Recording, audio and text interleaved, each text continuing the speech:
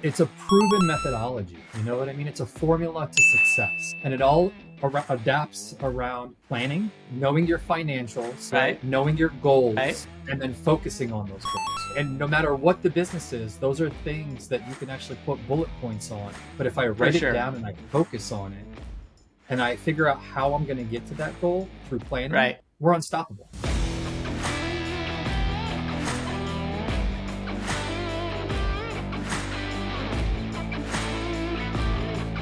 We are diving into an episode that is going to inspire you with tales of growth and scaling from one of our guests.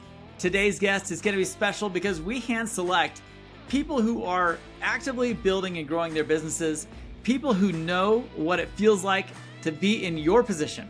As a listener of this podcast, trying to figure out what your next growth steps are, and they're going to share with us those insights, that journey, and what they're doing right now to position themselves in a better place for growth and scaling. So check it out if you haven't done so already, and subscribe to our channel. We are bringing some awesome business leaders into your circle, into your headphones, into your computer monitor today to show you what you can be doing to grow and scale your business. Share the love, subscribe to the channel, and at the end of this episode, to see what you should be doing next to grow and scale your business. Hey, welcome back to the show. Today, I've got a very special guest coming to us from DC. Sharif, tell us why you're such a special guest. Who are you and what do you do? Hey, thank you so much, Todd.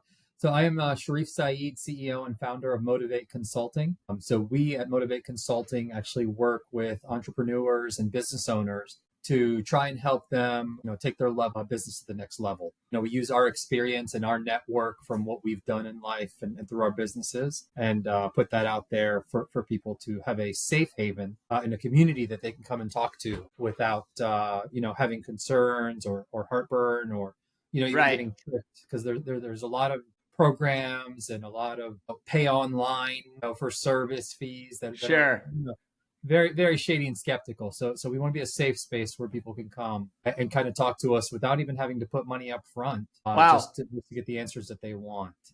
I love it. And then the why is, so we have, we've kind of, me personally, I've grown and operated multiple businesses throughout my career. When I started out in the IT world, there was a lot of people that poked fun and made fun of me putting my goals and my so I used to have a whiteboard in my cubicle. Yeah. And when you would get off the elevator, I would be the very first whiteboard that you see when you get off the elevator.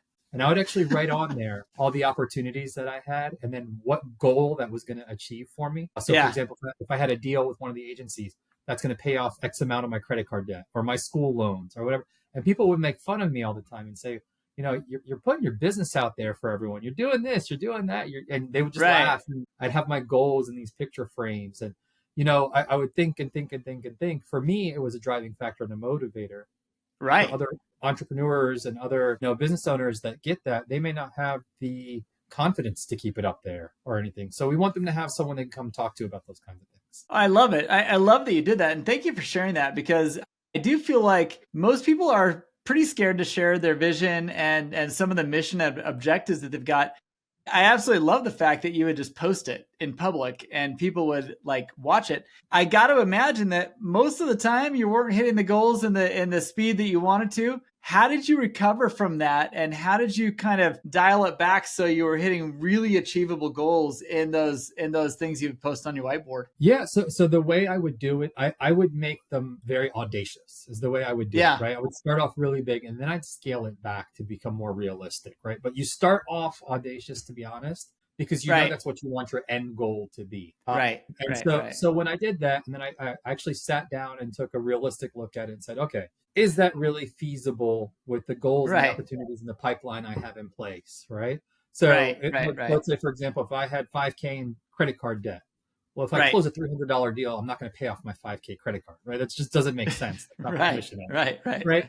And so I had to become very realistic with those kinds of things and make sure that they made sense, right? Love it. So have a ticker, have the end goal, you know what it is, and then work towards that goal in little bits and little chunks. I love it. All right, so back to your business, because Motiv8 Consulting, I mean, this is something that is a huge mental part of every entrepreneur's journey, is how to stay motivated, how to get motivated, and how to like make decisions that will continue to build instead of tear you down when you're not achieving things. What have you learned from your experience that makes you feel like, hey, I'm qualified to help people with this? I mean, and who's the avatar? Like, are you after the launch guy? Are you after more of a growth stage guy? Like, who's your avatar, and what do you feel like has qualified you to do this? Yeah, great question. So I think the ideal candidate is a net new business owner or someone that's looking at even becoming an entrepreneur. But, from also, most recently, so built and started an IT company in 2019 was the second one. And so Esolytics LLC, we grew it. We became a federal government contractor, which is, nice. When you think about becoming a federal government contractor, it's like, that sounds great, but it's not the easiest thing in the world. You got to get registered with SAM.gov. You got to get registered with the, multiple different things that you have to get registered for with cities, states, all the regulations, making sure your accounting system is up to speed. So I've gone through all that, right? And then not only that, we built it. We lost a lot of business during COVID. We fought through it, grew back, made the Inc. 5000 2 times in a row, and then sold the company. Right. Nice. With profit for a good profit. So having that experience. And then after I did that, what I did was I actually went around my community and found some failing businesses or getting ready to fail businesses. And the money that I made off of the sale injected the money into those businesses to try to help them as well. So there was a failing restaurant that was getting ready to file for bankruptcy. It was a good local watering hole for a lot of us around here. Yeah. So I took my funds, took my experience, took my business knowledge and acumen, and actually went and started supporting the restaurant and actually helped save it. So not only that, we were actually launching a remodel and a rebuild for an entire brand new one in the DC area as well. And we're starting to franchise it out. So we just through the experience and knowledge from a restaurant to an IT company, the business acumen that I've learned can help kind of across any sector. Even in the fashion industry, I've had artists that they know how to do the design work. They know how to create the clothing, but they don't have the business acumen. So they're looking at selling shirts and selling hats, right? Well, when I went to the idea of let's do hats and socks. Well, that's cheap. Well, guess what? That's the fastest churn. Those are the things that sell the fastest, right? So they started making a bunch of money off of the socks, the hats, and the smaller dollar items. And these are just things you don't think about until you actually sit down, look at the numbers, and kind of put logic behind it, right? For sure. A lot of business owners are working 1,000,000 miles per minute, that they don't take the time to sit down to stop working in the business to work on the business. Stop there for a second, because I think you've tapped into several different really, really important things that I want my audience to really understand. And that is, cross-pollination between industries. You've mentioned a couple times and in a few different ways, the principles that you've learned are applicable and relevant in restaurant, clothing, IT, probably countless others. Right. Why is that? Because a lot of people don't believe that. I believe it. But why is that, do you think, that they're so relevant in each vertical and that it doesn't take a recreation of the wheel in every vertical to make this work? Yeah, it's a great question. I mean, it's a proven methodology. You know what I mean? It's a formula to success. And it all adapts around planning, knowing your financials, right? Knowing your goals, right? And then focusing on those goals, right? And no matter what the business is, those are things that you can actually put bullet points on, because my goal is going to be different than your goal. But if I write it down and I focus on it and I figure out how I'm going to get to that goal through planning, we're unstoppable. You know what I mean? But the problem then becomes the confidence piece, right? It's, okay, well, I had a really bad day. Am I going to keep fighting forward to do it, right? And that's kind of where we come in, where, someone's like, all right, well, I don't feel like fighting today. Let me just call Motiv8 Consulting real quick, right? We help motivate you to continue going. You know what I mean? Gotcha. And you're doing that through calls? You're doing that through community? Like, what is your application? What do people need to know about how to engage with this? Because I do believe that a lot of people do struggle with that confidence. They do struggle with, hey, I made this decision. I went for it. It didn't work right. What do I do next? How does that community, what have you built to help people through this? Yeah. So we have, I have an amazing team around me of other business owners and entrepreneurs. And as far as how they get a hold of us, they go on the website, they can request a consultation. My phone number is on the website. They can call me directly. Love it. We can travel to them. We could do a Zoom call or a Teams call. We can do just a phone call, old school phone call. We are open to however we can to help. We have been, blessed and lucky with the success that we've had in our lives and our business. We kind of want to push that forward. Sure. Now, what you shared just a minute ago with going from 2019, rough patch in 2020, and then kind of rebounding, growing, and exiting, that is a lot of people's, dream come true, right? Right. And you pulled it off in less than 5 years.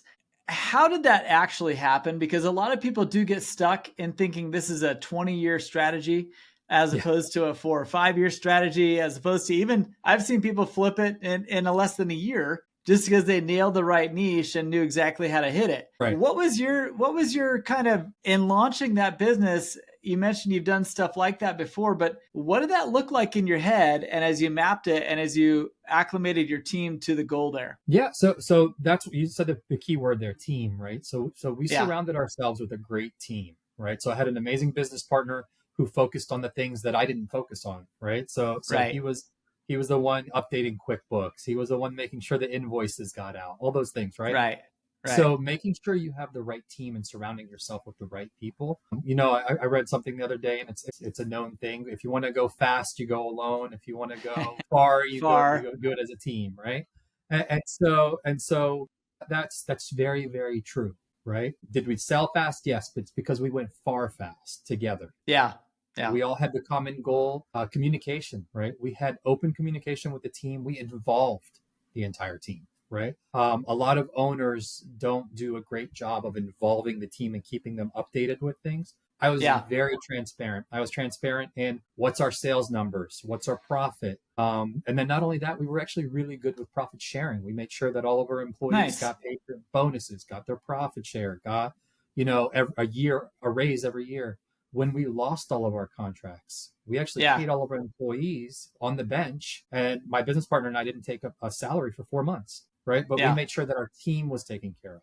So that's kind of very, very important as well. I love it. Again, you keep talking very casually about some very significant decisions that you made. And so I want to kind of draw those out of you a little bit more contextually. You know what I mean? Like for you, it's a natural thing. For most people out there, this is a very challenging thing to understand. So things did not go perfect, right? Right. Absolutely. Contracts dropped out of nowhere. I think a lot of us dealt with that with COVID. But how did that recovery process look? And how did you keep your team motivated when it looked like everything was falling apart around you? Yeah. Great question. So that's where relationships are key, right? Right. And I've learned that very, very early on. So you don't burn bridges. You don't let the bridge you burn be the light to your path. Some people say you want to make sure you keep great relationships, because when you do good work and you're being ethical and responsible with what you're doing, the right things will happen. So our team knew and trusted us that we would get them back on the project. Right. And again, it had a lot to do with our experience from before. So the company I was with before, that Bias Corporation, I helped run the public sector practice and grew that to 68 million. Right. So along that way, I kept and held on to those relationships. I'd make personal connections. I'd make sure I went to networking events and marketing events and just keeping, stay relevant is the most important thing in your industry.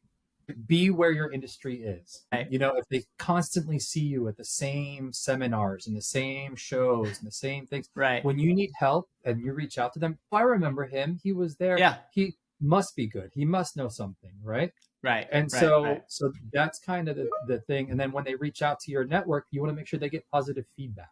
So those are all things that I made sure, and my business partner made sure, that the work we provide when we are delivering is top notch, because we never know when we need the reference or the referral. And that's a really good thing to keep on top of your mind. So as you have built Motiv8 Consulting, it obviously spawned from your experiences as a business leader and as someone who has kind of taken it full cycle from ideation to implementation to, exit in a very simple format. Let's just say that's the journey. That's the life cycle journey of a business. But as you did that, and as you're teaching people to do that, you're talking about very early stage people. You're talking about people that are just still ideating and launching. how much is too much for them to be thinking about up front? And what do you feel like is the right timing? What do you prioritize first? Do you have a process you kind of guide them through to say, look, first you gotta start thinking about walking, then you walk, and then you're running, and then you're, relaying it. How does that cycle work for you guys, and what do you do to help them? Yeah. So for me, my methodology is I'd rather get it done than get it perfect. Because if you sit there and you try and get it perfect before you actually launch the business, you'll never launch the business. Nope. Right? Analysis paralysis will kill your dream. Right. And so if you think about, how much planning and how much of this you have to go into it, you have a really, really big 5-year plan that you put together. Right. That's really the big thing. You put your 5-year plan together, you put realistic goals together. And once those are there, that's it, off to the races. Right. You don't sit there and wait and do things. As things need to get done when you're going through the process, then you do it. Right. But once you get that first contract, or once you get that first deal, or once you get that first client or customer, it becomes easier and easier as you go. Right. The hardest thing is getting that first one. Right. And then once you get that first one, you'll get that little bit more confidence. You'll get a little bit more, swagger into what you're doing. And then it'll get better and better and better and better. But trying to get it perfect on the first one, it's not going to happen. Right. So you're more of a fire, aim, ready kind of a guy? Yeah, that's right. And, it's not the norm. It's not the norm, but that's also how you get things done faster as well. You know what I mean? And you say not the norm. I would say it's not the natural, right?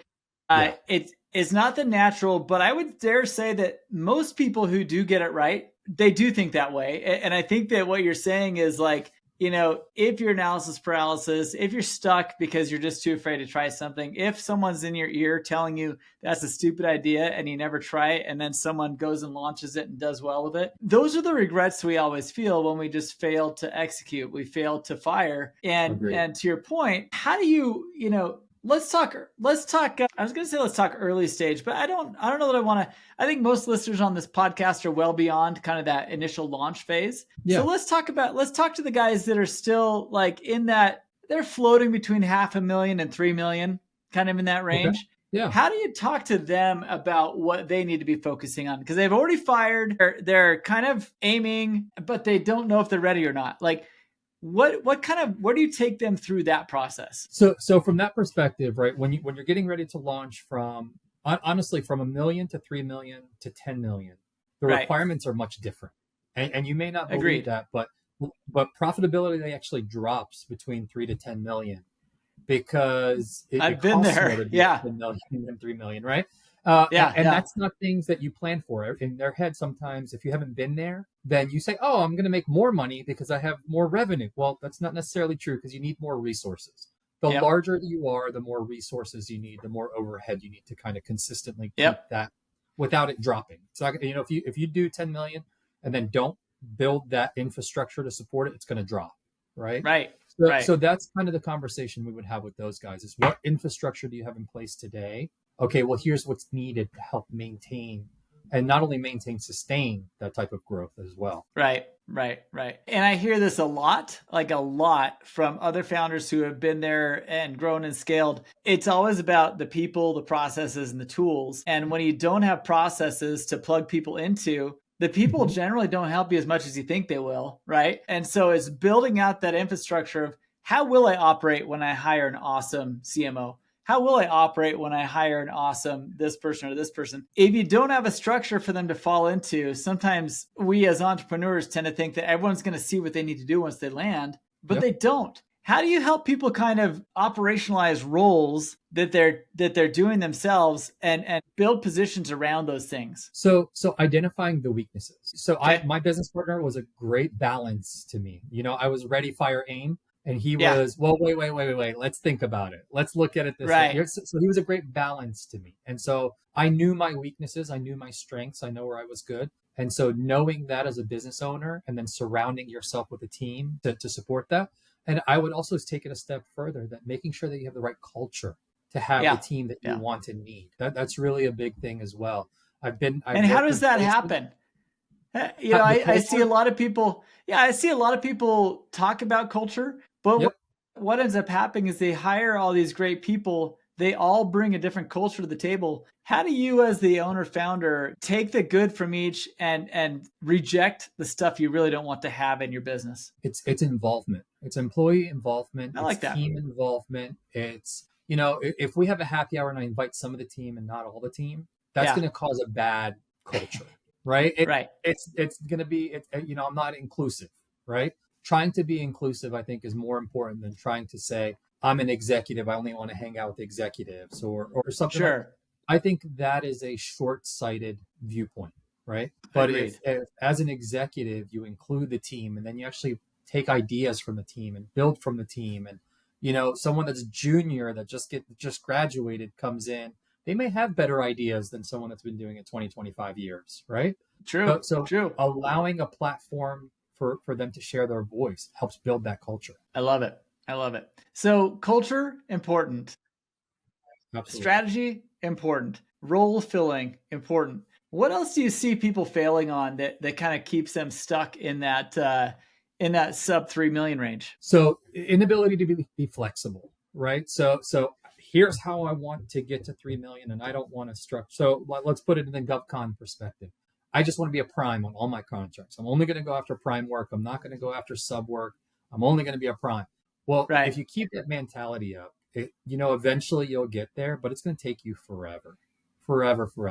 If you take some sub work and if you partner with people, and especially in a community that's really, really small, the GovCon community, it's very large, but it's really also small. Everyone is at the same events. You see all the same people. You know, I can go to 10 events and I guarantee you there's at least a handful of people that I'll see at every single one of those 10 events every time. Right. And so if I'm not willing to partner and team and leverage other people's skill sets to get to that goal and that, you know, to where I want to be, I'm going to burn bridges and it's going to take me much longer to do it, you know? So that's one thing. Be flexible in how you get to that goal, but still have that goal. I love it. You know, we've really hit on some awesome themes here, and I really do appreciate it. As you look at your growth and trying to grow this consulting agency, it's a very different game from growing your IT government contract business, I would imagine. How are you reaching out to people in your local community? Are you what is your strategy to grow this, and how does it monetize? Yeah, you know, to be completely honest, you know, if I were to go to someone senior, you know, and say, hey, let me help you grow your business, they're going to look at me like, who are you? What have you done? You know, why would I trust you? So I am involved heavily in my Chamber of Commerce. I am heavily involved in what's called the Young Entrepreneurs Academy. So our local Chamber of Commerce takes a bunch of kids that are from high school, from freshman to senior year, that have business ideas. And we actually work with them to help them put their business plans together, put their strategy in their pitch decks. And actually at the end of the school year, they actually do a pitch for their business. And whoever ends up winning, the local CEOs fund their business. So that's very cool. That's something that I'm involved in. So getting myself out there through these podcasts, through, you know, different networks that I have is kind of the way that I plan on getting out there and growing the business. But most importantly, it's just being a recognizable face, making sure that I'm seen more and more and more so people can trust to know that we know what we're doing. And it's my biggest thing is always going to be genuine, be honest. And if I can't help, I'll tell them I can't help. But someone in my network probably can. Well, I think that's really important stuff. You know, as you do grow this and as you build the consulting, you know, I've found through interviewing a lot of different people and also from my own experience, the second, third, fourth time you build and grow a product or an idea, it generally goes a lot faster than those who are doing it for the first time. That's true. What would you say for you have been some key things that you've been able to kind of leapfrog versus what a lot of people hit in that early transition from a launch to a growth? Yeah, it's for me, the growth has been faster because of the trusted network that I've built. Okay. So you know, from when I went from Salytics, it was brand new company. People don't know if I can even handle the business they're going to throw at us. So why would we throw the business at them? So now it's okay. Well, he's done it, and not only that, he's done it, built it, and sold it. So okay, we're going to trust him with the business. So going from 0 to 300,000 in contracts was actually very easy versus the first time we tried to do it. It wasn't that easy. Right. So I feel, you know, and now that we're at 300, getting to that million is much more attainable, right? As far as revenue goes. So it's having the confidence, having the trusted relationships, and then also continuing the process that we've put in place before is going to be really Love easy. it. Love it. This is awesome. Very fantastic stuff. I love the insights that you've shared with our community. And I honestly feel like, you've got a lot of really relevant topics that you probably cover within your community that I would love for people to check out. And we're going to put links to all of that in the show notes below. If you haven't done so already, make sure you check out what Sharif is up to, because it is important. I would dare to say there's a lot of people interested in government contracting. I'm sure that you've got some info on that and how you've been able to kind of build, execute, deploy, and exit in 5 years. That's a pretty phenomenal thing that you've done.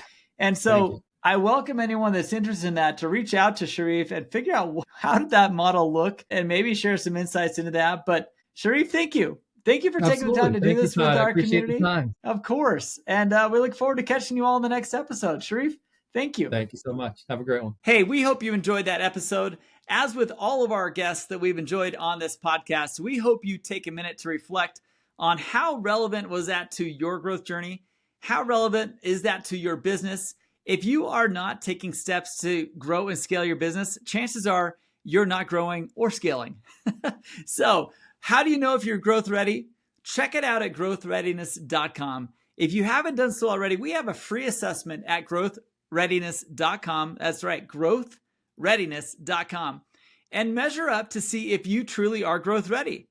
If that magical amount of funding or that magical client popped into your doorstep today, would you be ready? Could you grow and scale your business with what you've got ready right now? Chances are there are some places you're strong, there's some places you're weak. We let you explore that for free at growthreadiness.com. Click on the assessment at the top right, and we challenge everyone that listens to the podcast to go see how growth ready your business is from your perspective as an owner, founder, operations director, or even a sales manager. Is your company on a path to growth readiness? If it's not, reach out. Let us know what we can do to help. We have tons of resources, tons of free stuff, and some really, really high quality paid stuff that's going to help your company reach that level of growth that you hoped it could be on. Whether you're aiming for exit, whether you're aiming for a fundraise, or whether you're just trying to sustain the growth you've already had, go to growthreadiness.com and check out what you're doing and if it's working for you. Thanks for being a part of the Growth and Scaling podcast. We hope all these interviews are helping you determine the best path for your growth and giving you real-world examples of what you could be doing in your business today.